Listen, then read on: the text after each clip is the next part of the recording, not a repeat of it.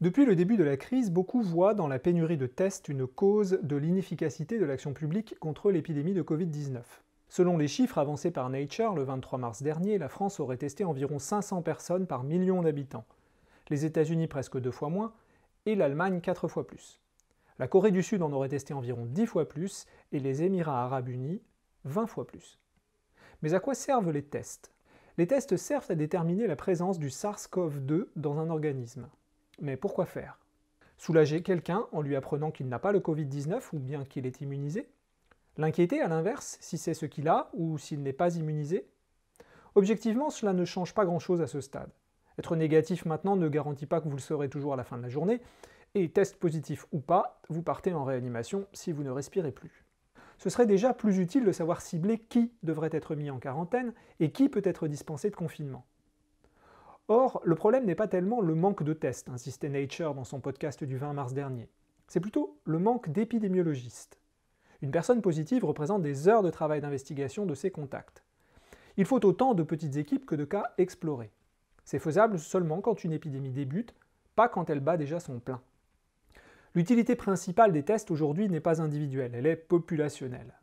Le nombre de cas enregistrés sert à estimer la forme de la courbe et à extrapoler la dynamique de l'épidémie. Le directeur de l'Institut national des allergies et des maladies infectieuses aux États-Unis, le Dr Fauci, pouvait ainsi annoncer au moment où les États-Unis franchissaient tout juste le cap des 2000 morts, que le nombre de morts se situera entre 100 000 et 200 000 si les mesures de confinement sont respectées, 10 fois plus si elles ne le sont pas. Mais dans un article d'opinion publié récemment sur Stat, Farzad Mostachari et Ezekiel Emmanuel, médecins, insistaient sur l'utilité d'études en population générale, qui seules nous permettraient d'estimer les cas non détectés, dont j'ai parlé dans l'épisode 4 de cette série. Encore faut-il qu'on puisse faire confiance à ces tests. Il en existe de deux types, les PCR qui détectent l'ARN viral et les ELISA qui détectent les anticorps produits par le système immunitaire. Les premiers peuvent servir dès le début de l'infection et jusqu'à la disparition du virus. Leur problème est qu'il ne se trouve pas toujours une charge virale détectable là où l'échantillon a été prélevé. Les sociétés qui commercialisent ces tests en vantent la sensibilité. Sur le terrain, je vois circuler des taux officieux de faux négatifs se situant entre 30 et 50%. Difficile de vérifier ces chiffres. La sérologie ne peut détecter d'anticorps qu'à partir du moment où le système immunitaire les produit, c'est-à-dire tardivement. Le problème est ici davantage celui des faux positifs, le test n'est probablement pas assez spécifique à l'heure actuelle.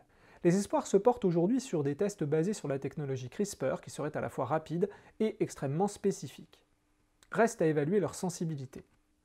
Comprendre la vraie nature des informations apportées par ces tests et leurs imperfections, cela ne devrait pas nous conduire au scepticisme. C'est simplement crucial pour comprendre l'acte 3 de la crise, celui qui commencera avec la levée du confinement. Car ce n'est pas en mettant tous nos espoirs en une seule chose, un confinement, des tests, un traitement ou un vaccin, qu'on fait le pari le plus rationnel. Dans le prochain épisode, je reviendrai sur une ligne de désaccord entre experts et entre responsables, l'utilité des masques pour contrôler la contagion.